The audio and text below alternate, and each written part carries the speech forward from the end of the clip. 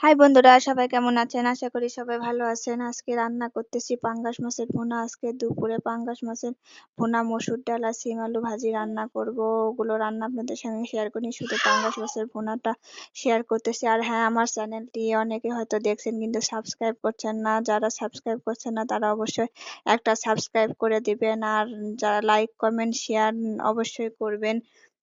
সবাই সবার পাশে থাকবেন। এই যে আপনাদের সঙ্গে গল্প করতে করতে আমার রান্নাটা প্রায় হয়ে এসেছে। আমি সব রকম মশলা নিয়েছি, আদা রসুন কাঁচামরিচ টমেটো পেস্ট করে নিয়েছি, তার মধ্যে হলুদ লবণ মরিচের গুঁড়ো দিয়ে মশলাটা সুন্দরভাবে কষিয়ে নিয়েছি। নিয়ে যে মাছগুলো ছেড়ে দিয়েছি, মাছের কে কি খান জানি না, অনেকে হয়তো খান অনেকে খান না, তবে আমাদের খুব ভালো লাগে এবং এভাবে রান্না করে খেলে কিন্তু অনেক মজা লাগে এবং টেস্টি লাগে। উপরে একটু ধনিয়া পাতা ছিটে দিয়ে ছড়িয়ে দিব, দিয়ে পরিবেশন করব।